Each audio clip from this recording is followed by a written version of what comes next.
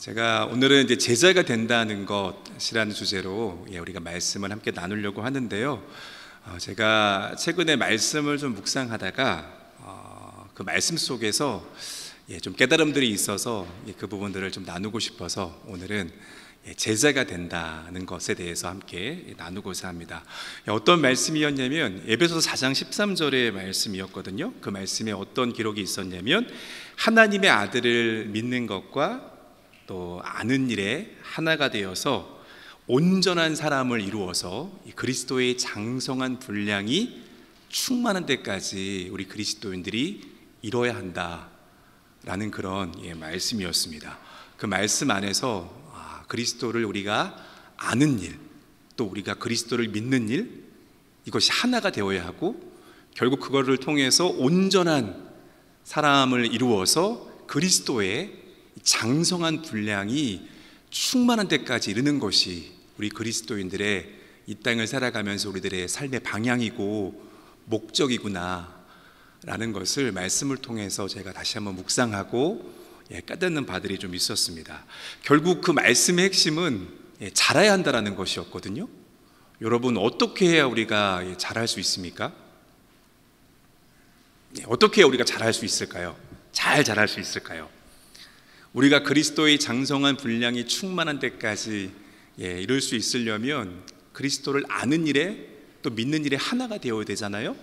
결국 그렇게 우리가 잘할 수 있으려면 결국 배워야 한다는 것을 제가 생각하게 되었습니다. 결국 우리가 그렇게 그리스도의 장성한 분량이 충만한 데까지 이르려면 배움이 필요합니다. 그러면 우리가 배우려면 그것을 가르치는 사람이 있어야 될 거 아니에요. 그걸 가르치는 사람은 누굴까요? 그 가르치는 사람은 바로 우리의 영원한 선생이시고 스승이시고 주님이신 바로 예수 그리스도. 예수 그리스도가 우리의 스승이 된다라는 거죠. 우리는 그분의 가르침에 따라서 배우는 제자로서의 삶을 살아간다라는 것입니다. 결국 그리스도인들이라고 하는 것은 예수님의 제자로서의 삶을 또한 말하고 있다라고 생각을 합니다. 예수 그리스도를 따르는 이들을 우리가 가리켰을 때 PPT 하나 넘겨주시면요, 이게 그리스도인이라고 우리가 부르잖아요. 그리스도인이 그 신약 성경을 제가 보니까 그리스도인이라는 말은 신약 성경에 3번밖에 나오지 않았습니다. 첫 번째는 그 시리아 안디옥에서 처음에 그리스도인을 스스로 우리가 그리스도인이다라고 부른 게 아니죠. 그렇게 예수를 추종하고 따라가는 사람들을 향해서 그 시리아 안디옥 그 지방에 있는 다른 사람들이, 그 이방의 사람들이 저 사람들은 그리스도인이다 라고 불렀던 게 그게 그리스도인의 시작이 되었습니다. 사도행전 11장 26절의 말씀이고요. 또 어디서 언급이 되냐면 사도행전 26장 28절의 말씀인데, 바울이 이제 아그리빠 왕에게 그 재판을 받는 도중에 이제 그 아그리빠 왕을 향해서 이제 사도 바울이 그리스도에 대해서 열변을 토했거든요. 그때 그 아그리빠 왕이 바울을 향해서 내가 그 적은 말로 나를 권하여 그리스도인이 되게 하려 하는도다 라고 하는 그 언급에서 또 그리스도인의 그 언급이 한 번 더 나왔습니다. 또 세 번째는 뭐냐면 베드로전서 4장 16절에 있는 말씀인데요, 이때는 아마 그 초대교회 박해가 심해지던 그런 시기였습니다. 그래서 당시에 범죄자로 고난받는 이들과 또 우리가 그리스도인이란 이유로 고난받는 이들, 그래서 그리스도에게 속했다는 이유로 이 고난받는 이들과 이 범죄자로 고난받는 이들을 구분하면서 이때 그리스도인이다 이라는 용어를 사용했던 것을 우리가 말씀 가운데 살펴볼 수 있습니다. 그래서 그리스도인으로 고난을 받는 것을 부끄러워하지 말라라는 말씀에서 이제 그리스도인이라는 그런 말이 이렇게 신약 성경에 3번 언급되고 있는 것을 우리가 살펴볼 수 있습니다. 어쩌면 그리스도인 또 이 제자라고 하는 것은요, 결국 이 모든 것은 그 예수님과의 관계 안에서 내포되고 있는 그런 말이라는 것을 우리가 알 수 있죠. 하지만 그리스도인이란 말보단 제자라는 말이 더 강력한 그 관계 속에서의 단어가 아닐까 싶습니다. 그 제자라는 말은요, 결국 선생과 학생의 관계를 말하고 있는 거잖아요.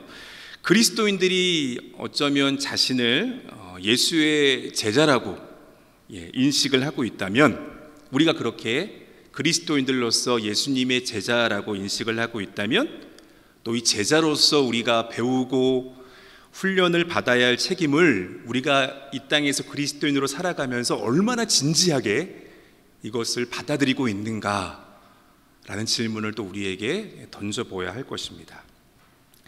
그 PPT에 보시면 누가복음 6장 46절에 예수님께서 당시에 그 무리들을 향해서 이렇게 말씀하셨거든요. 너희가 나를 불러서 주여 주여 하면서도 어찌하여 내가 말하는 것을 행하지 아니하느냐 라고 예수님께서 이렇게 말씀하고 있습니다. 또 요한복음 13장 13절 말씀에 너희가 나를 선생이라 또는 주라 하니 너희 말이 옳도다, 내가 그러하다 라는 말씀들을 우리가 볼 수 있는데요. 여러분, 제자라고 하는 것은요, 우리가 만약에 그리스도인들로서 예수님의 제자다라고 여러분들이 인정한다면, 제자는 절대 선택적인 태도를 취할 수가 없습니다.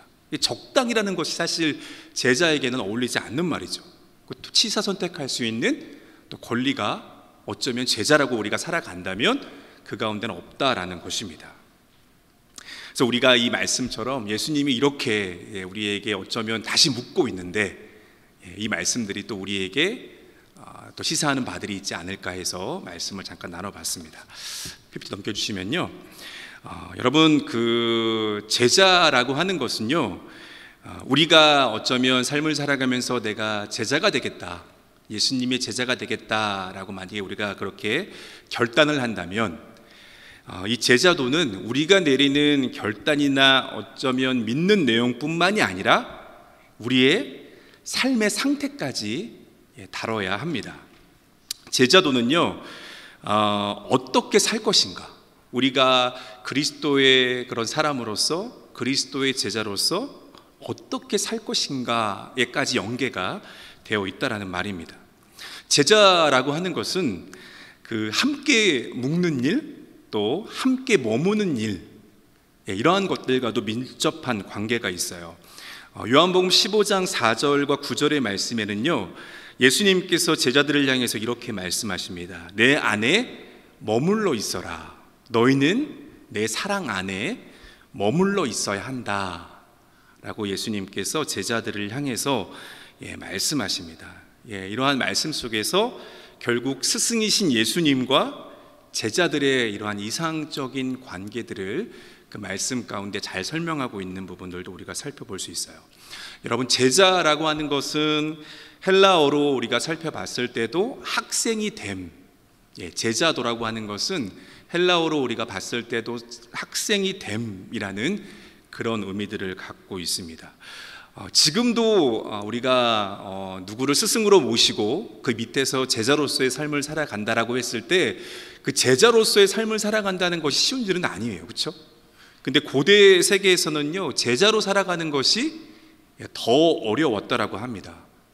지금은 아마 이렇게까지는 아니지만 고대 사회에서 스승과 제자의 관계는요, 그 제자들은 스승의 그 입술만 쳐다보고, 그 입술에서 무슨 말씀이 나오는지, 또 그 말씀을 귀 기울여서 듣고, 또 주위를 맴돌고, 그 스승의 주위를 맴돌고, 그 스승의 그 발자취들을 집중하여 살피고, 또 그 스승의 삶의 방식들을 받아들여서 함께 참여하는, 그래서 모든 것을 그 스승을 위해서 바쳐서 한 공간에 살면서 같은 공기를 마시는 그런 관계가 스승과 제자의 그런 관계였습니다. 어쩌면 일주일에 한 번 수업 들으려고 얼굴을 내미는 그런 관계가 아니었다라는 말씀입니다. 스승과 제자의 관계는 매 순간, 매 그 순간순간마다 함께 하면서 같은 공기를 마시면서 같은 공간에서 그 스승의 그 모든 것들을 주의 깊게 살피면서 그 스승이 했던 것들을 그대로 답습하는 그 관계가 스승과 제자의 그런 관계였다라는 것입니다. 그래서 제자라고 하는 것은 결국 스승을 따른다는 거잖아요. 따름으로써의 제자는요, 결국 우리가 예수님을 따른다라고 했을 때는 기꺼이 우리 주님께서 계셨던 곳을 우리가 찾아가고 또 주님 가시는 곳으로 따라가는 그런 일들로 이루어지는 것임을 또 우리가 알 수 있죠. 누가복음 14장 26절에서 27절의 말씀에 보면 예수님께서 그 제자도에 대해서 이렇게 말씀하시는 말씀들이 나옵니다. 예수님께서 이렇게 말씀하셨어요. 예수께로 자신에게 나오는 자들은 부모나 처자식이나 형제 자매보다 나를 더 사랑하지 않으면 너희들은 제자가 될 수 없다 라는 말씀이 이 말씀 가운데 나옵니다. 그리고 누구든지 자기 십자가를 지고 나를 따라오지 않으면 어떻게 된대요? 제자가 될 수 없다 라는 말씀이 누가복음 14장 26절과 27절의 말씀입니다. 결국 이 말씀의 핵심은 뭐냐면, 결국 너희들이 스승으로서 선생으로서 나를 따른다라고 했을 땐 내가 함께 너희들이 나의 제자라면 내가 함께 선 그 자리에 너희들이 항상 우선순위를 두고 그 자리에 있어야 한다라는 그런 의미로 이런 말씀을 주신 것을 우리가 볼 수 있습니다. 사실 우리가 성경 말씀 속에서 제자들의 사도들의 삶을 보잖아요. 사도들의 삶을 보면 예수님이 계신 곳에 있기를 이들이 원하지 않았더라면 결코 함께 할 수 없는 그런 무리들의 자신들이 끼어있는 경험을 하고 있는 그런 제자들과 사도들의 모습을 보죠. 제자가 되고 나서 또 사도들로서 이들이 예수님의 제자로서 어떤 모습들을 보여줬습니까?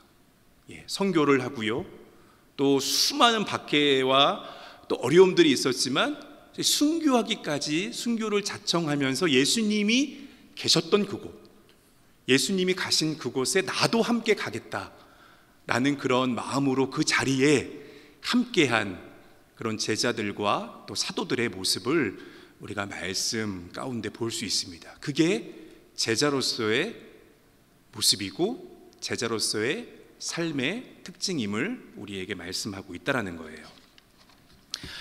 그러면 PPT 넘겨주시면요, 제자라고 하는 것은요 결국 배우는 사람입니다. 제자는 스승을 모시고 스승으로부터 많은 것들을 이제 배우게 되는 사람인데요. 그러면 제자, 우리가 예수님의 제자들로서 우리가 제자라고 자청한다면 우리는 예수님을 통해서, 스승이신 예수님을 통해서 무엇을 배우게 되는가? 또 이 제자로서 그들의 삶에 보여지는 그런 특성들은 무엇인가? 라는 것을 한 8개 정도 조금 제가 좀 큰 테마를 가지고 여러분들과 함께 나누고자 합니다. 결국 제자가 무엇을 배우는가의 핵심은요, 그 예수님의, 그 스승이신 예수님의 가르침, 또 이 땅에서 성육신하여 예수님께서 보여주신 그 예수님의 그 삶의 형태, 그러한 것들을 결국 배우고 그러한 모습들을 답습하여 따라가는 거잖아요. 그런 모습들 가운데 한 8가지 한 테마들을 좀 두고 함께 나누고자 합니다. 첫 번째는 믿음과 소망과 사랑입니다. 여러분, 고린도전서 13장 말씀에 있는 말씀이죠. 믿음과 소망과 사랑은 항상 있을 것인데 그 중에 제일은 사랑이라는 말씀이 있습니다. 결국 제자들에게 있어서도 우리가 그리스도인의 제자로서, 그리스도의 제자로서 살아가는 데 있어서 가장 어쩌면 중요한 그런 특성은 믿음과 소망과 사랑이라는 것입니다. 16세기에 그 위대한 그 신비가였던 사람이 있습니다. 십자가의 성 요한이라고 하는 그런 신비가가 있는데요. 이분이 이런 말씀을 하셨습니다.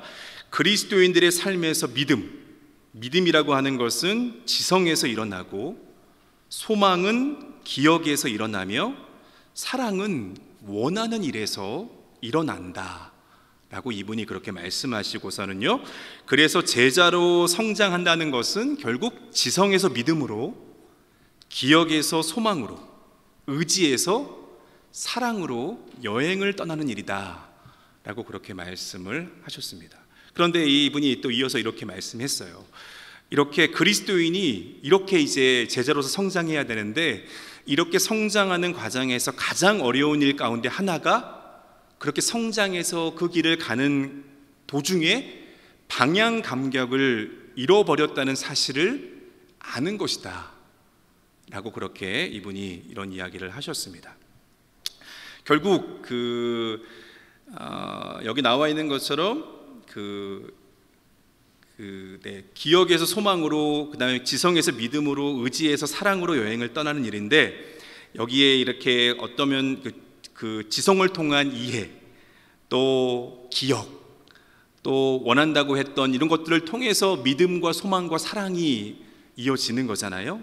이런 것들이 그 가운데 방향 감각을 잃게 됐다는 거죠. 그래서 결국 그러한 모습들에 다시 지음을 받을 필요가 있다라는 부분들을 이야기를 하고 있는 것입니다.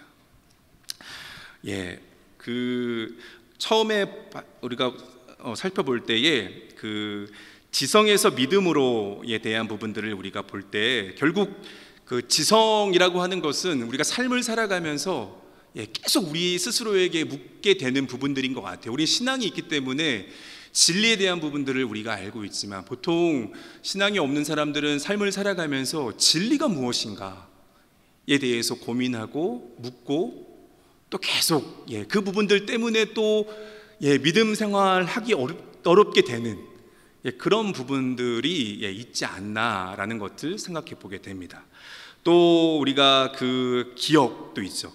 우리가 삶을 살아가면서 분명히 우리는 신앙 안에서 예수 그리스도, 그분이 우리를 사랑하셨고, 또 하나님께서 우리를 지으셨고, 하나님의 사랑으로 우리를 구원하셨고, 우리가 하나님의 자녀로 이 땅에서 삶을 살아간다라고 우리는 분명히 기억하지만, 또 우리가 삶을 살아가면서 이런 부분들을 여러 가지 그 삶의 무게와 고통과 고난 속에서 이런 부분들이 혼란하게 되고, 결국 내가 누구인가 라는 그런 고민들을 또 하게 되는 것들을 우리가 보게 되죠. 또 우리가 삶을 살아가면서 자유롭게 많은 것들을 선택하고 그렇게 살아가지 않습니까? 그래서 삶을 살아가면서 내가 원하는 것, 그런 것들을 끊임없이 선택하고 결정하고 하면서 결국 그것들이 나의 모든 것들을 채워줄 거라고 생각했지만, 그 원했던 것들을 다 해도 그 가운데 채워지지 않는 그 공허, 그러한 것들을 아마 세상 사람들이 이런 지성과 또 기억과 또 이런 원했던 일들 안에서 찾아오는 여러 가지의 그런 혼란들이 있다라는 말씀입니다. 그런 부분들을 우리가 생각할 때, 이런 지성에서 믿음이라고 하는 것은 우리가 그 강의 안에도 나와 있지만, 사실 여러분, 믿음이라고 하는 것은 우리의 모든 삶의 문제들, 우리들의 삶의 모든 문제들을 해결해 주는 어떤 체계적인 그런 해답들이 아닙니다. 우리가 지성을 가지고, 우리가 그런 어떤 이성을 가지고 신앙을 이해하려고 노력할 수도 있죠.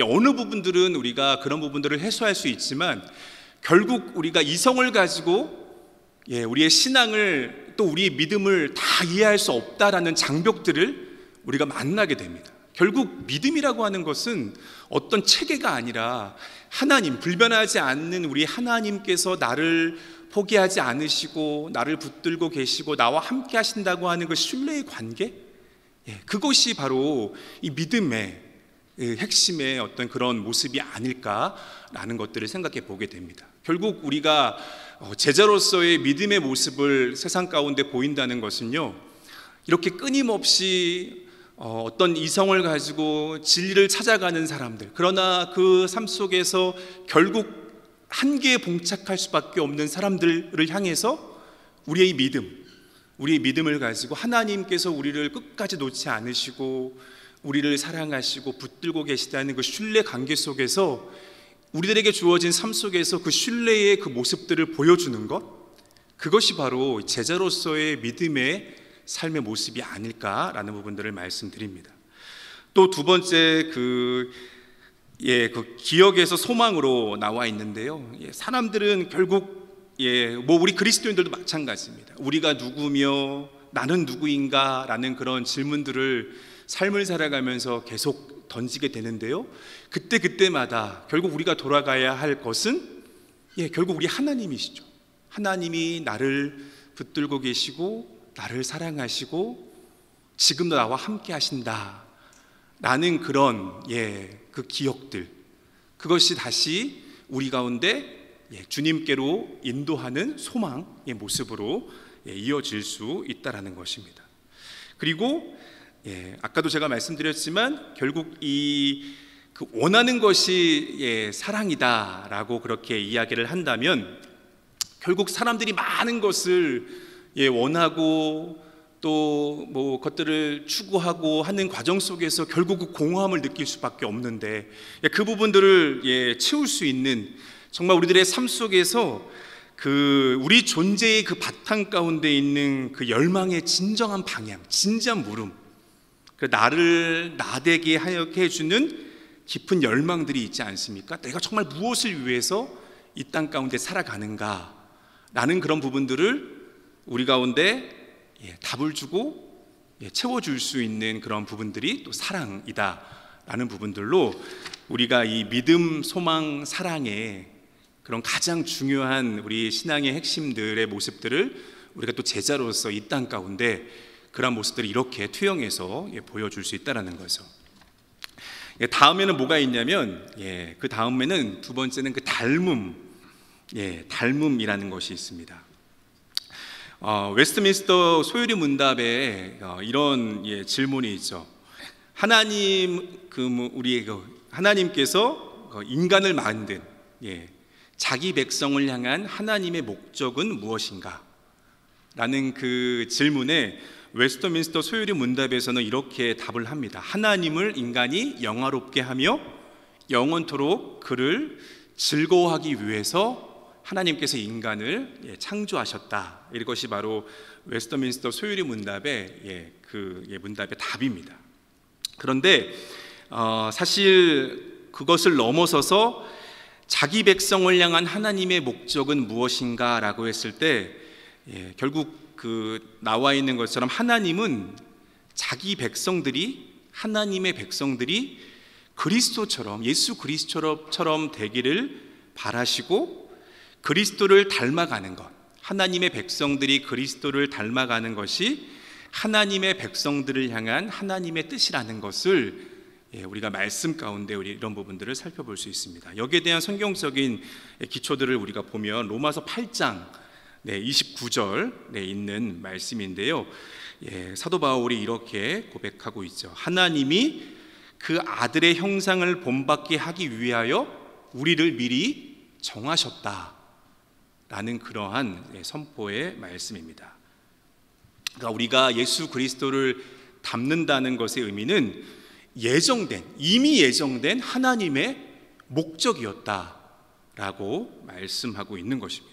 또 고린도후서 3장 18절의 말씀에는 이런 말씀이 있습니다. 우리가 다 수건을 벗은 얼굴로 거울을 보는 것 같이 주의 영광을 보매 그와 같은 형상으로 변하여 영광에서 영광에 이르니 곧 주의 영으로 말미암음이니라 라고 고린도후서 말씀에 이런 기록들이 있어요.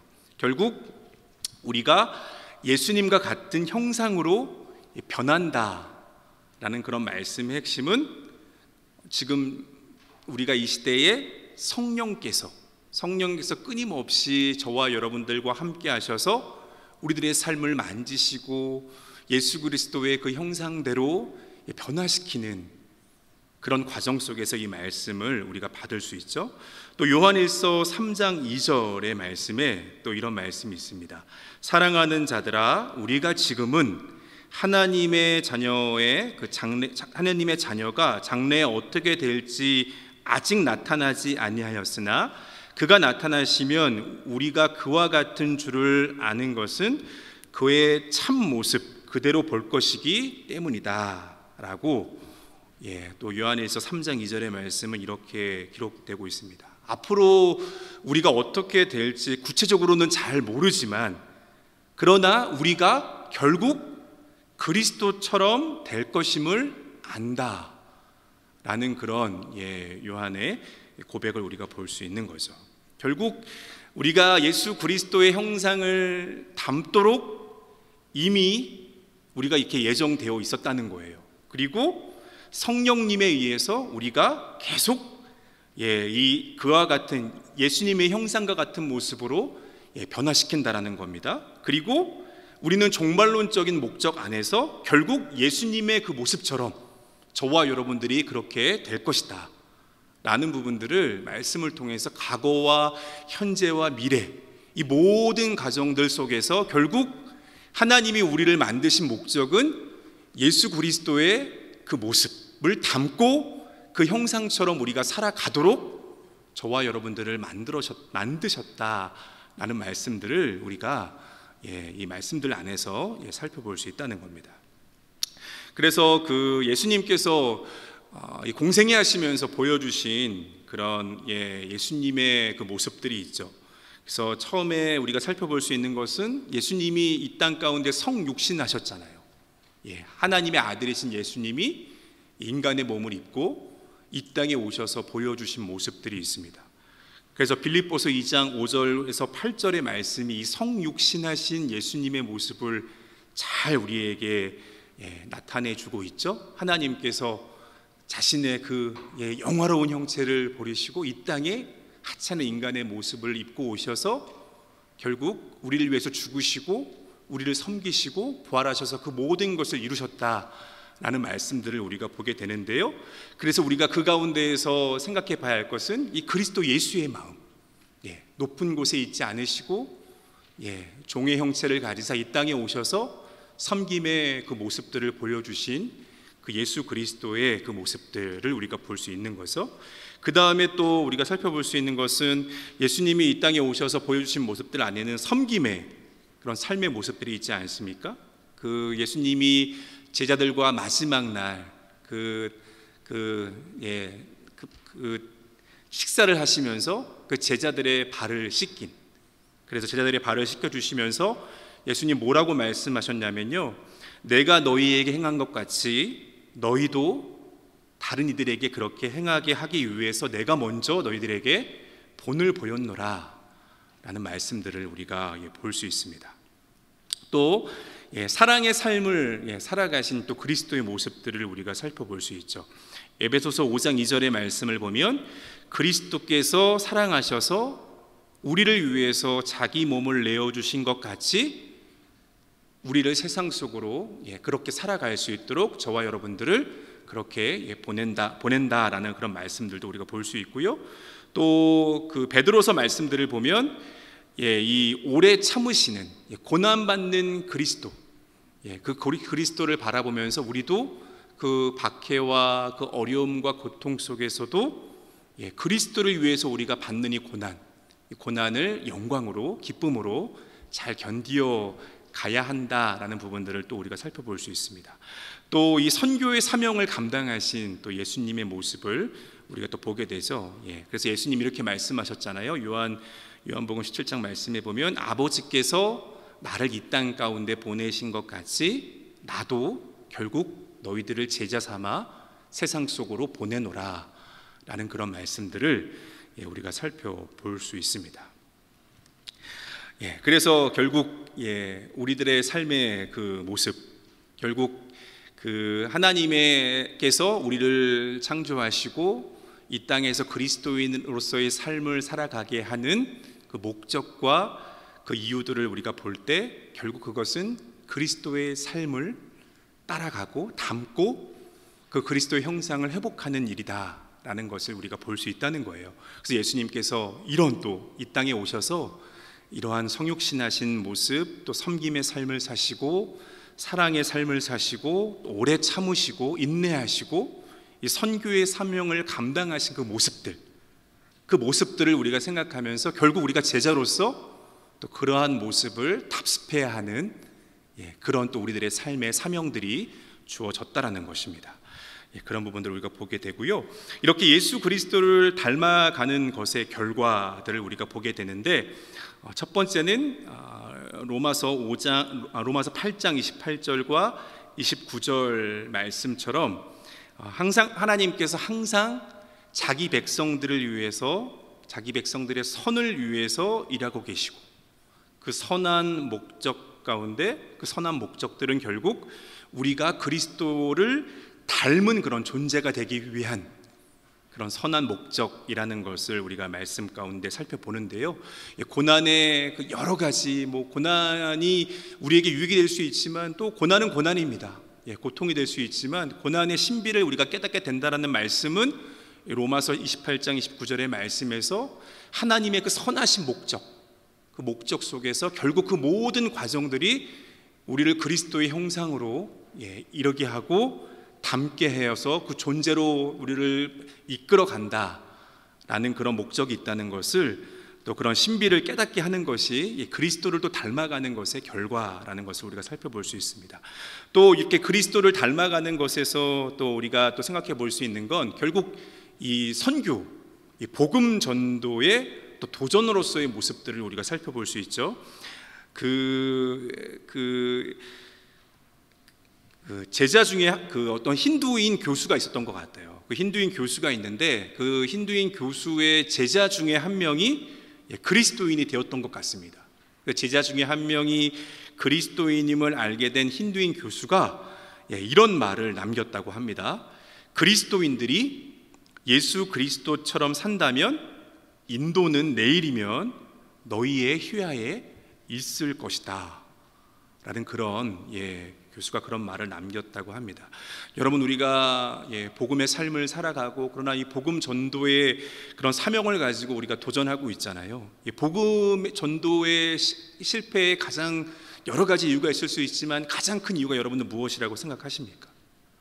이 복음 전도의 가장 큰 실패하는 이유는 우리가 선포하는 그 예수 그리스도, 그 예수 그리스도처럼 우리들의 삶이 그런 모습처럼 보이지 않기 때문에 그런 또 복음의 실패의 모습들이 이렇게 나타나고 있는 것은 아닌가라는 것들을 생각해 보게 되고요.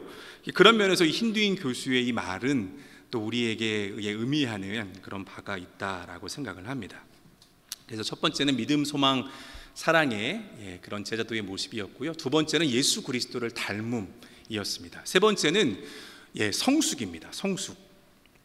성숙에는 여러 종류가 있을 수 있죠. 우리가 신체적으로 성숙할 수도 있고, 또 지적으로, 도덕적으로, 또 정서적으로 우리가 성숙의 어떤 과정들을 이뤄가기도 합니다. 우리가 지금 성인들이잖아요. 다 자랐다고 우리가 생각하지만 다 자란 성인들도 그 안에 이 어린아이가 또 숨어 있다라는 것을 또 우리가 생각해 보게 되기도 하죠. 어쩌면 이런 신체적으로, 지적으로, 도덕적으로, 정서적으로 성숙을 이루지만 또 가장 더 중요한 성숙 중에 하나는, 우리 그리스도인들에게 가장 중요한 성숙 중에 하나는 영적 성숙이 아닐까라고 생각을 합니다. 바울은 이 영적인 성숙을요 뭐라고 이야기를 했냐면 그리스도 안에서의 성숙이다라고 그렇게 말했습니다.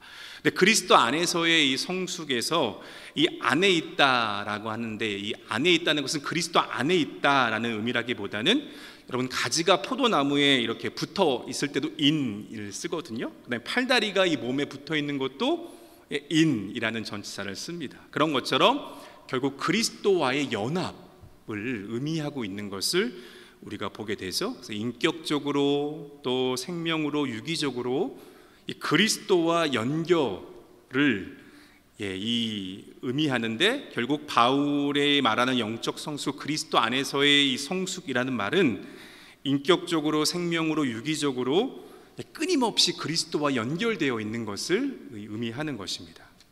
결국 성숙이라고 하는 것, 그리스도인들에게 성숙이라고 하는 것은 끊임없이 예수 그리스도를 예배하고, 예수님을 신뢰하고, 예수님을 사랑하고, 예수님의 그 말에 순종함으로 끊임없이 예수님과 성숙한 관계를 맺는 것을 의미한다라는 겁니다. 그러면 그리스도인들이 어떻게 성숙할 수 있는가? 앞에도 이야기를 하고 있지만 골로새서 1장 28절과 29절의 말씀에 이렇게 말씀하고 있습니다. 우리가 그를 전파하여 각 사람을 권하고 모든 지혜로 각 사람을 가르침은 각 사람을 그리스도 안에서 완전한 자로 세우려 함이니 이를 위하여 나도 내 속에서 능력으로 역사하시는 이의 역사를 따라 힘을 다하여 수고하노라 라고 말하고 있습니다. 여기서 이 완전한 그리스도 안에서 완전한 자로 세우는 것이 그 가르침의 목적이라는 거예요. 그런데 이 완전 안에 쓰여 있는 이 텔레이오스라는 헬라어는요, 그 완전한이라는 의미도 있지만 성숙한으로 번역이 가능합니다. 이게 사람에게 사용될 때는 어린아이나 아기하고는 대조하는 그런 의미로 쓰여져 있는 것을 우리가 볼 수 있습니다. 결국 우리 그리스도인들이 영적으로 성숙하려면 예수 그리스도의 관계 속에서 우리가 머물러야 하고, 그 다음에 그 안에서 우리 예수님을 더 분명히 보고 아는, 또 믿는 과정들이 그 가운데 선행되어야 한다는 거죠. 여러분, 우리가 예수님을 그러면 어떻게 우리가 알고 찾고 관계를 맺을 수 있는가라고 하는 것에서 결국 우리가 예수님을 진정하게 찾을 수 있는 그 길은 어디에 있냐면 성경에서 우리가 찾을 수 있다라는 거죠. 이 성경의 말씀은요, 결국 예수 그리스도로 이 말씀이 가득 차 있다는 것을 우리가 알게 되는 것입니다. 예수님도 우리에게 이렇게 말씀하셨죠. 성경, 이 하나님의 말씀이 결국 나에 대해서 증언하는 것이다 라고 말씀하신 부분들을 우리가 살펴볼 수 있습니다. 초대교회 교부였던 히에로니무스라는 사람은 이렇게 이야기를 했습니다. 성경에 대해서 우리가 무지한 것은 결국 그리스도에 대해서 무지한 것이다 라는 그런 말씀을 남겼습니다. 결국 우리가 예수님 안에서, 예수님과의 관계 속에서 영적인 성숙을 이루려면 우리가 말씀을 더 사모하고 그 말씀 속에 나와 있는 그 예수님의 그 모습, 예수님과의 관계, 이러한 것들을 우리가 사모하고 그 가운데 함께 믿음과 기도와 또 열심을 가지고 세워지는 그런 과정들이 필요하다는 것입니다. 결국 그래서 제자도의 또 모습 중에 하나가 이 영적 성숙, 그리스도 안에서의 성숙을 또 우리가 살펴볼 수 있다는 거예요. 또 하나는 우리가 뭘 살펴볼 수 있냐면 의존에 대한 부분들을 우리가 살펴볼 수 있습니다. 의존의 반대말은 자립이라는 말이라고 할 수 있죠. 우리가 의존이라는 말을 들을 때 이게 긍정의 의미보다는 약간 좀 부정의 의미로 우리가 이 의존이란 말을 받아들일 때가 많은데요. 하지만 신앙 안에서 이 의존이란 말은 또 우리에게 또 꼭 필요한 그런 또 말이 아닐까라는 부분들을 생각해 보게 됩니다. 결국 우리는 삶을 살아가면서 어떻습니까? 신앙이라는 게 어떻습니까, 여러분? 믿음이라는 것이 어떤 것입니까? 결국 이 하나님의 이 끊임없는 자비와 하나님의 이 지속적인 은혜, 이 은혜를 의존해야 하는 것, 그것이 바로 우리의 신앙이고 우리의 믿음이고 우리의 삶의 실존이 아닌가라는 부분들을 생각해 보게 됩니다. 그래서 어떤 분이 이런 말씀을 했어요. 우리 인생을 향한 하나님의 계획은 우리가 의존하는 존재가 되는 것이다 라는 그런 말을 남겼습니다. 존 스토트라고 하는 존 스토트 목사님이 그래서 이런 말씀도 남겼어요. 그분이 뭐라고 말했냐면, 다른 사람에게 의지하지 않으려는 것은 그것은 성숙이 아니라 어쩌면 미성숙의 표지이다 라는 그런 또 존 스토트 목사님이 그런 말을 남기기도 했습니다. 그러면서 밑에 지금 나와 있는 이 PPT의 글은 스토트 목사님이 남긴 글이에요. 우리는 모두 누군가에게 짐이 되도록 그렇게 설계되었다. 당신은 내게 짐이 되도록 설계되었고 나는 당신에게 짐이 되도록 설계되었다. 가족의 삶, 그리고 지역교회, 이 모든 또 가족의 삶 역시 서로에게 짐이 되는 그런 삶이어야 한다. 그래서 갈라디아서 6장 2절의 말씀, 너희가 짐을 서로 지라 그리하여 그리스도의 법을 성취하라 말씀을 통해서 결국 우리는 삶을 살아가면서 서로에게 의지할 수밖에 없는 존재라는 것을 역설하시면서 결국 우리가 제자로서의 이 땅에서 삶을 살아간다는 것은 서로가 서로를 의지하면서 서로의 필요들을 봐주고 함께 세워가는 존재라는 것을 말하고 있습니다. 어쩌면 예수님께서도 우리 이 땅에 성육신하셔서 몸소 이 의존의 어떤 그런 모습들을 보여주셨죠. 그래서 엄마의 보살핌에 의존해야 하는 아기로 예수님께서 이 땅에 태어나셨고요. 또 십자가에서 그 달리셨을 때는 축 늘어진 그 팔다리에 그 못이 박힌 채로 움직일 수 없는, 결국 다시 아버지이신 하나님께 의존할 수밖에 없는 그런 모습을 예수님도 몸소 보이셨다라는 것입니다. 그런 것 안에서 우리도 삶을 살아갈 때 제자로서의 중요한 또 특성 중에 하나는 의존이라는 거예요. 이것은 하나님을 향한 의존일 수 있고요. 또 세상 속에서 우리가 바라볼 때는 서로가 서로의 짐을 지어주고 보살펴주고 함께 할 수 있는 그런 관계를 의미하는 것입니다. 그리고 또 우리가 살펴볼 수 있는 것은 그 다음에는 불순응이라는 것입니다. 여러분, 교회 우리 공동체는요, 세상에서 이중적인 그런 책임들을 가지고 있죠. 어쩌면 세상 속에 들어가서 증인의 역할을 해야 하는 것이 우리 그리스도인들의 사명입니다. 또 다른 한편으로는 세상 속에서 오염되지도 않아야 하는 것이 또 우리 그리스도인들에게 주어진 사명이라는 것을 우리가 알게 되죠. 결국 우리는 세상에서 도피하여 거룩함을 보존하려 해서도 안 되고, 또 다른 말로 세상에 순응하여 이 거룩함을 희생시켜서도 안 됩니다.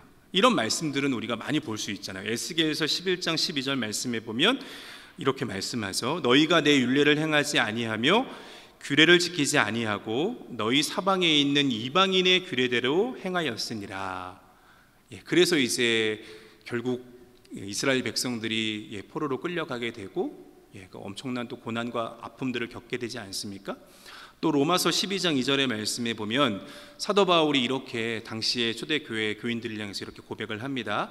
이 세대를 본받지 말고 오직 너희는 마음을 새롭게 함으로 변화를 받아 라는 말씀들이 또 로마서 말씀 가운데 있는 것을 보게 됩니다. 결국 이런 말씀들 안에서 아까 제가 말씀드렸던 것처럼 우리 교회, 또 교회 공동체를 이루는 우리 그리스도인들은 세상 가운데 이중적인 그런 책임을 져야 함을 이야기하고 있다라는 거예요.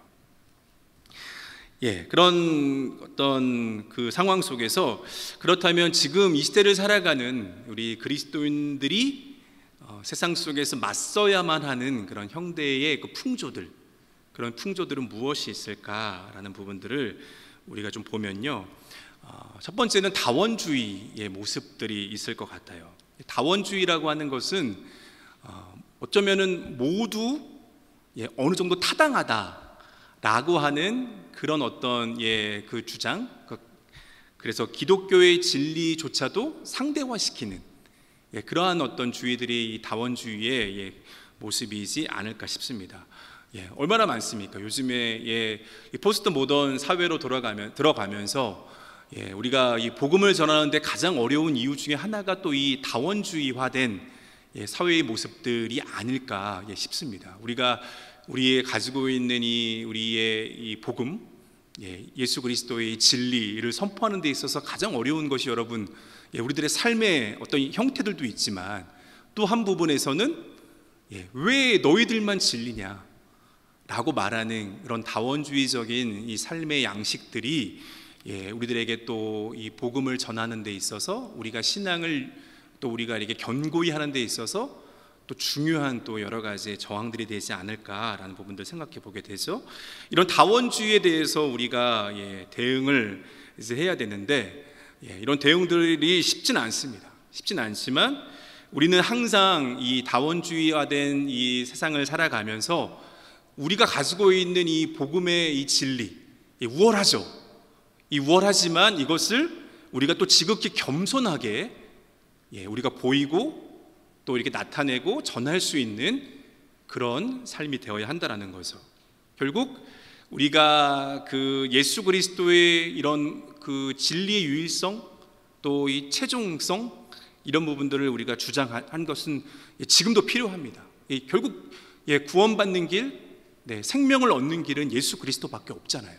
이거는 불변의 진리고 양보할 수 없는 그런 타협할 수 없는 길입니다. 그러나 이러한 우월성을 우리가 전할 때 우리에게 필요한 것은 겸손이라는 거예요. 우리가 겸손하지 못하면 결국 이 다원주의화된 이 세상 속에서 이 진리를 전할 수 있는 그런 어떤 여지들이 더 막힐 수밖에 없는 그런 상황이 된다는 것입니다. 두 번째는 또 물질주의라는 것이 있어요. 이게 뭐냐면 어쩌면 우리가 삶을 살아가는 것은 물질이 필요하죠. 누구나 다 물질을 초월해서 살아갈 수는 없습니다. 근데 물질주의라고 하는 것은 우리의 이 영적인 삶이 질식당할 정도로 결국 이 물질적인 것에 사로잡혀 있는 것을 물질주의라고 그렇게 말한다는 거예요. 예수님은 끊임없이 성경 말씀을 통해서 경고하시죠. 탐심에 대해서 경고하시고 끊임없이 우리들에게 보물을 쌓아두지 말라라고 경고하시는 예수님의 말씀을 우리가 볼 수 있습니다. 이러한 상황 속에서 우리가 또 이 물질주의에 대응하는 또 우리 신앙의 삶의 모습들을 우리가 보게 되면 사도 바울의 모습들을 우리가 볼 수 있을 것 같아요. 사도 바울이 어떤 고백을 하고 있냐면 사도 바울이 이런 고백을 해요. 나는 풍부함도 경험하고 또 배고픔도 경험하고 결국 나는 삶을 살아가면서 자족하기를 배웠다라고 고백하고 있는 바울의 모습을 볼 수 있습니다. 이 자족하는 마음 속에서 이 경건의 큰 유익을 내가 경험했다라는 사도 바울의 그 권면, 결국 이 물질주의의 그런 어떤 세상의 그런 어떤 그 흐름 속에서 우리 신앙인들, 우리 제자들이 가져야 될 그런 사고, 또한 중요한 모습이 아닐까. 자족하는 모습이 그런 모습들도 우리가 생각해 보게 되고요. 그 다음에 또 뭐가 있냐면 윤리적인 상대주의에 대한 부분들이 있습니다. 점점 시대가 이렇게 흘러갈수록 도덕적인 어떤 기준들이 해이해지는 부분들을 우리가 보게 되죠. 이것은 뭐 요즘에 항상 핫 이슈인 성윤리의 영역도 거기에 내포되어 있습니다. 우리가 이런 윤리적인 상대주의의 이런 흐름들 속에서 우리 제자로서 우리 그리스도인들이 가져야 될 그런 우리의 자세나 특성들은 뭐냐면 끊임없이 우리의 기준, 우리의 그 기준은 무엇인가를 생각했을 때 그 기준은 예수님의 기준, 예수님이 가르치시고 예수님이 알려주신 그 기준이 그 모든 윤리적인 상대주의의 흐름 속에서도 우리의 윤리적인 도덕적인 기준이 되어야 한다라는 것입니다. 왜냐하면 예수 그리스도가 저와 여러분들의 선생이시고 저와 여러분들의 주님이시다. 내가 그 선생이시고 주님이신 예수님을 따른다라고 했을 땐 그 모든 기준은 예수님이 알려주신 말씀, 또 예수님이 보여주신 삶의 형태가 우리들의 삶의 기준이 될 수밖에 없다는 거죠. 그 다음에 또 어떤 것이 있냐면 나르시시즘이 있습니다. 나르시시즘은 여러분들 아실 거예요. 그래서 신화에 나르시스라고 하는 잘생긴 그런 청년이 있었죠. 그런데 이 청년이 어느 날 그 연못에 비친, 너무 잘생겨가지고 연못에 비친 자신의 모습을 보고 어떻게 됐다는 거죠? 너무 잘생겨가지고요 연못에 자신의 얼굴이 비친 거예요. 근데 그 연못에 비친 자신의 모습에 사랑에 빠져서 결국 그 물속으로 그 몸을 기울여서 익사하게 됐다라는 내용에서 그런 신화에서 나르시시즘 이것이 나왔습니다. 그래서 이것은 자아에 도취된 그런 상태를 말하는 것입니다. 어쩌면 이 시대의 흐름 속에 뉴에이지 운동 같은 것들이 있어요. 뉴에이지 운동의 가장 큰 핵심의 그 가치들은 뭐냐면 그 우리가 출애굽 말씀에 그 하나님께서 그 모세가 그 하나님을 향해서 이렇게 그 이름을 물었을 때 하나님께서 모세에게 뭐라고 말씀하셨습니까? 나는 스스로 있는 자다라고 말씀하셨잖아요. 뉴에이지 운동도 똑같습니다. 뉴에이지 운동도 나는 스스로 있는 자다를 주창하는 운동이 또 뉴에이지 운동의 가장 또 핵심이라는 것을 우리가 보게 됩니다. 어쩌면 이 자아에 도착된 상태는 끊임없는 자기의 긍정의 모습일 수 있죠. 근데 이 자기 긍정의 모습이 다 나쁘다는 것은 아닙니다. 우리는 삶을 살아가면서 이 자기 긍정의 모습, 그러나 또 우리 신앙에 있어서의 또 중요한 어떤 핵심이 있습니다. 그건 뭐냐면 복음 안에서, 말씀 안에서 나의 연약함을 인정하는 자기 부인, 이 자기 긍정과 자기 부인의 그 모습이 적절한 또 균형을 이루어야 하는 것이 우리 또 신앙인들, 또 제자로서의 삶의 중요한 특성이 아닐까 싶습니다. 그 다음에 또 뭐가 있냐면 창조 세계를 돌보는 것이 있습니다. 여러분들 아시겠지만 그 인간이 타락하게 됨으로써 어떤 일이 일어났습니까? 인간이 타락하게 되고 결국 그 땅도 함께 저주를 받게 되죠. 그런 타락한 인간을 향해서 하나님께서 계획이 있으셔서 그것을 하나님의 은혜로 화해시키시고 회복시키지 않으셨습니까? 이렇게 우리 인간을 회복시키셨다면 결국 그 땅도 함께 이제 회복해야 하는데, 결국 신음하는 그 창조 세계를 해방시키는 일도 그 하나님이 주시는 화해와 회복 가운데 함께 있다라는 거죠. 결국 하나님이 이렇게 세상을 창조하셨고 그것이 어쩌면 이 창조한 세계를 우리에게 위임해 주셨잖아요. 그것이 우리에게 위임되었음을 기억한다면 우리는 삶을 살아갈 때 자연을 신격화하거나 아니면 그 반대로 자연을 착취하는 그런 극단들을 우리가 피할 수 있어야 한다는 겁니다. 청지기가 된다는 것은요, 그것을 마음대로 이용하고 파괴하라는 그러한 뜻이 아니라는 것을 우리가 명심해야 한다는 겁니다. 어쩌면 작금의 시대에 그 생태계의 위기에 대한 어떤 그런 언급들이 더 우리의 피부에 와닿는 시대를 우리가 살아가고 있죠. 이 생태계의 위기 속에서 이 창조 세계를 돌보기 위해서 우리가 무엇을 할 수 있을까라는 부분들을 우리가 제자들로서 고민할 수 있어야 한다는 거죠. 계속 인구 성장의 가속화가 일어나고 있잖아요. 지금 이제 뭐 현재 인구가 80억, 전 세계 인구가 그쯤 된다라고 하는데 여러분 어떻습니까? 이 식량 문제가 그래서 심각하지 않습니까?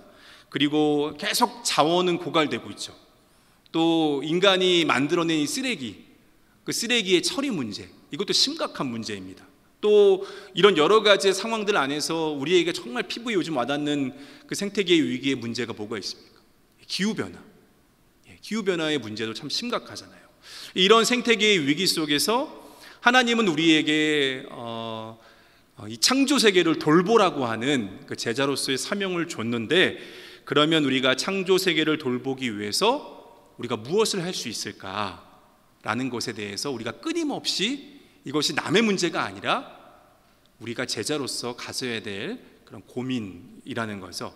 그래서 어떻게 이런 생태계의 위기 속에서 우리가 이 문제들을 극복하기 위해서 우리가 어떤 일들을 할 수 있을까를 저와 여러분들이 고민해야 한다는 겁니다. 크리스토퍼 라이트라고 하는 학자가 이런 말을 남겼습니다. 하나님을 사랑하고 예배한다면서 또 예수의 제자라고 주장하면서 그분의 소유인 이 땅에 관심이 없는 그리스도인들이 있다는 것이 나는 너무나 불가사의다. 그들은 이 땅이 오용되는 현실에 관심이 없을 뿐 아니라 낭비와 소비의 생활 방식으로 이 땅의 오용에 동참하고 있다. 하나님은 우리가 창조 세계를 돌보는 일에 창조주를 향한 우리의 사랑이 반영되도록 하셨다 라는 부분들로 우리에게 이런 창조 세계를 돌보는 그런 사명이 주어졌다는 것을 우리에게 말하고 있습니다. 이것도 하나의 우리가 이 제자로서 우리가 배워야 하고 또 가져야 될 특성이라는 것을 우리가 볼 수 있습니다. 마지막은 이제 죽음에 대한 부분인데요.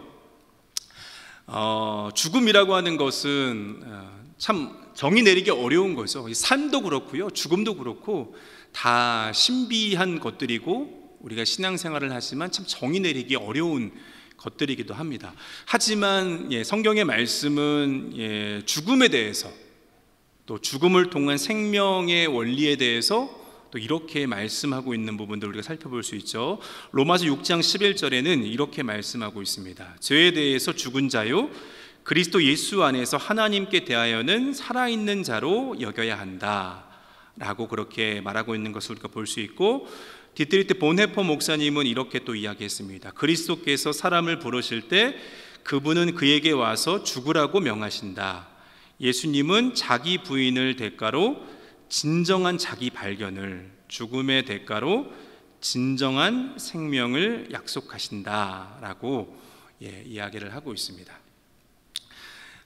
죽음이라고 하는 것은 어쩌면 육체적인 삶에서의 끝일 수 있죠.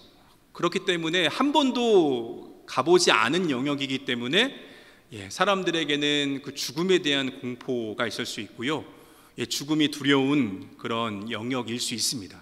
하지만 그리스도인들에게는 우리가 잘 알고 있는 것처럼 죽음이 공포의 영역인만은 아닙니다. 왜냐하면 우리 그리스도인들에게는 죽음이 끝이 아니고 이 죽음이라고 하는 것은 영원한 시작이기 때문입니다. 왜냐하면 저와 여러분들에게는 죽음 이후에 영원한 부활, 이 영원한 부활이 저와 여러분들에게 약속되어 있기 때문에 우리는 이 죽음이라는 것이 두렵기도 하지만 그 죽음 너머에 하나님의 나라, 하나님의 약속이 저와 여러분들에게 주어졌다는 것을 알기 때문에 이 죽음이 공포의 영역이라기보다는 그 죽음 넘어서 소망의 또 영역이라는 것을 또 우리가 고백하게 되는 거죠.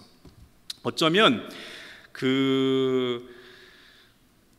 우리가 그 제자들로서 우리 초대교회에 또 이 교회 역사들을 볼 때 많은 분들이 정말 타지에 가서 오지에 가서 선교를 하고 또 예수 그리스도를 믿는다는 이유 때문에 박해를 받고 또 순교의 과정들을 겪지 않습니까? 어떻게 그러면 그분들은 이 죽음의 그 위협, 죽음이라고 하는 그 현실이 그 눈앞에 있었음에도 불구하고 어떻게 그들은 그렇게 선교를 하고 육체적인 박해를 견디고 순교를 할 수 있었을까라는 것들을 우리가 생각을 해보면 결국 이 죽음을 통한 생명이라는 원리, 이 신앙이 말하고 있는 죽음이 끝이 아니고 영원한 생명이 우리에게 약속되어 있다는 것을 이들이 분명히 알고 그 말씀을 붙들었기 때문에 선교를 하고 또 박해를 견디고 또 순교할 수 있는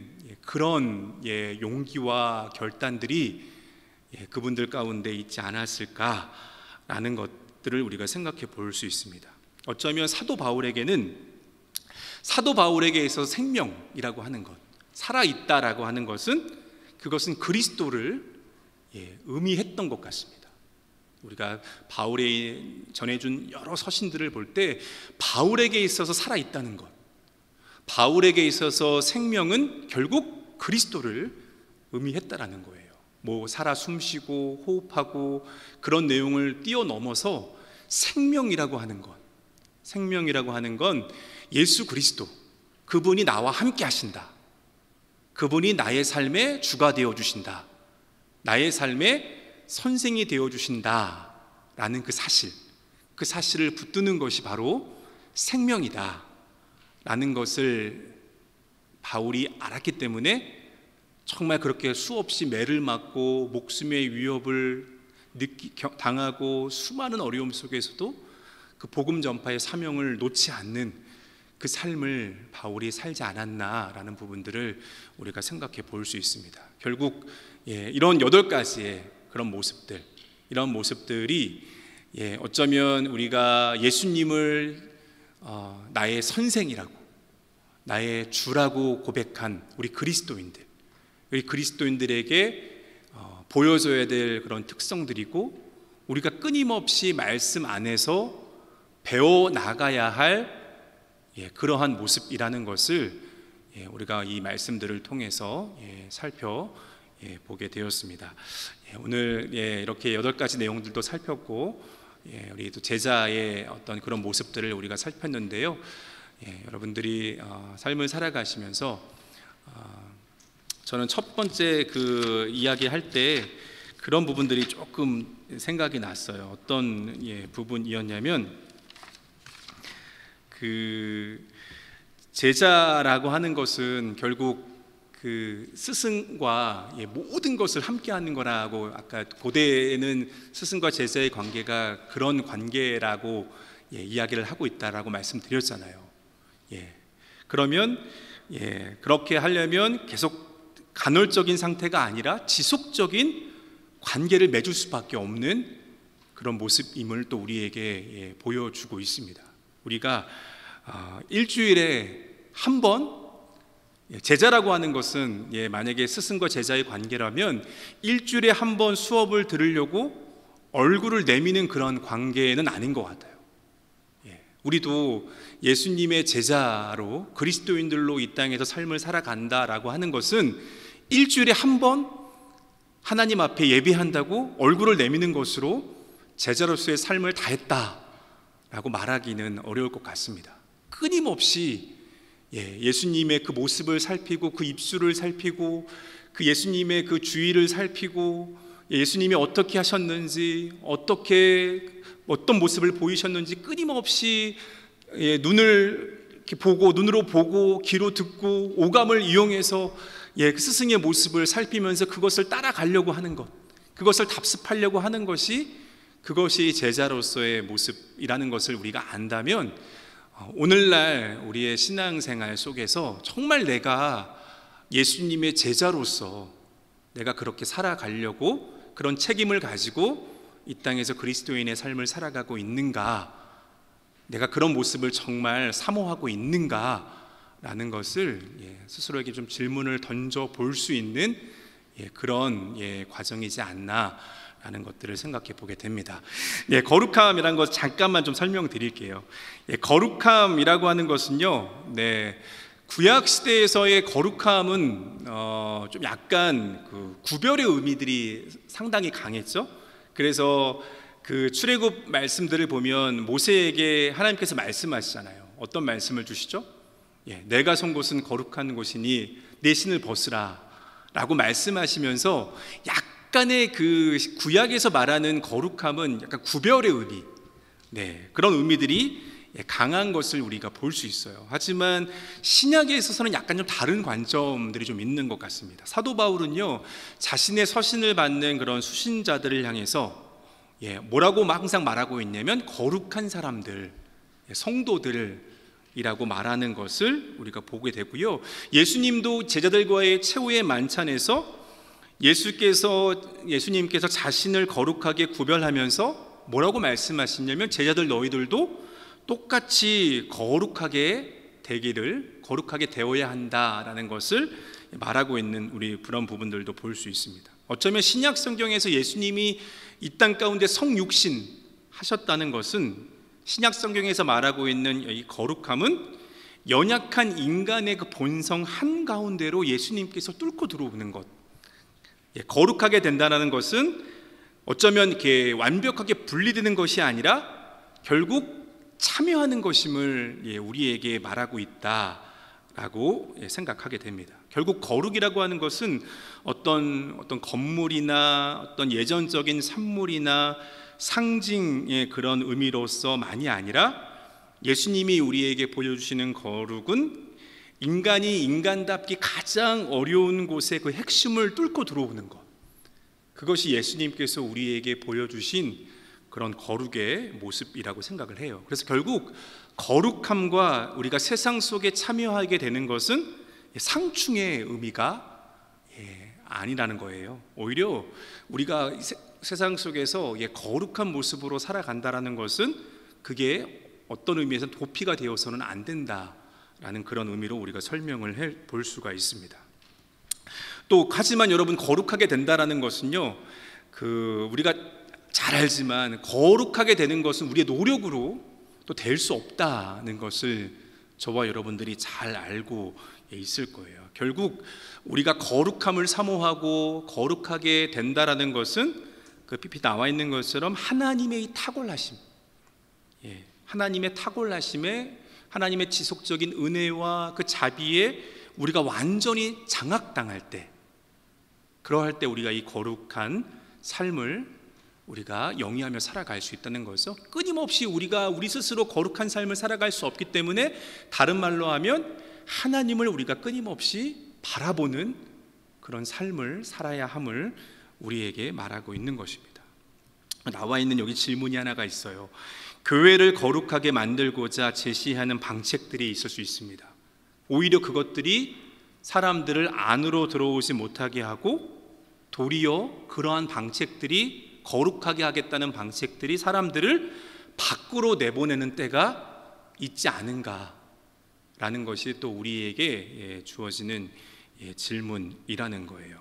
어쩌면 거룩한 사람은요, 내가 너보다 뭐 더 잘났다, 더 우월하다 라고 주장하는 그런 사람이 아니고, 어떻게든 다른 사람의 그 눈을 넓혀주고, 또 그 자신의 그 모습을 좀 더 잘 알게 해주고, 일으켜 세워주고, 지지해주고, 이런 모습들이 거룩한 사람의 모습이라고 생각합니다.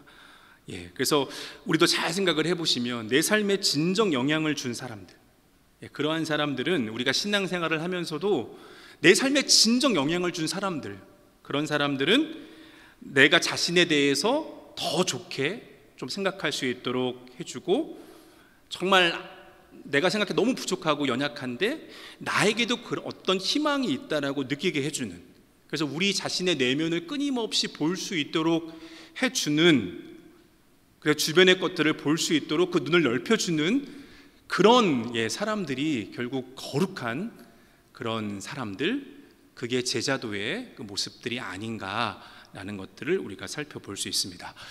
제가 빠뜨렸는데요, 이렇게 8가지의 내용들 우리가 살피고요. 다시 한번 나중에 기회가 되시면 문서나 아니면 영상을 통해서 그 내용들을 좀 더 참고하시면 좋겠습니다. 가장 중요한 거는 우리가 제자가 된다는 것은 아는 것으로만 끝나서는 안 된다는 것입니다. 결국 제자가 된다는 것은 배우고 행하는 것과 연관되어 있다는 사실들을 여러분들이 잊지 마시고, 여러분들의 삶 속에서 예수님을 닮아서 이러한 제자로서의 특성이 나도 모르게, 이게 다 스펀지처럼 이런 것들을 흡수해서 나도 모르게 이러한 모습들이 자연스럽게 삶으로 보여지는 그런 모든 우리 성도님들 되시기를 주님의 이름으로 간절히 소망합니다.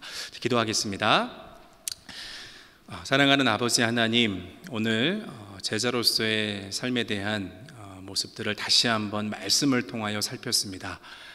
참 부족하고 연약하고 참 제자로서의 모습이 보여지지 않는 우리의 삶이지만, 그러나 다시 주의 말씀 앞에 나오고 또 성령님의 도우심을 의지할 때에 우리가 정말 우리 안에 부족한 모습들을 뛰어넘어서 주님 주시는 그 은혜로 우리들의 삶에 정말 예수님을 닮아가는 그런 모습들이 다시금 자라게 하실 줄로 믿습니다.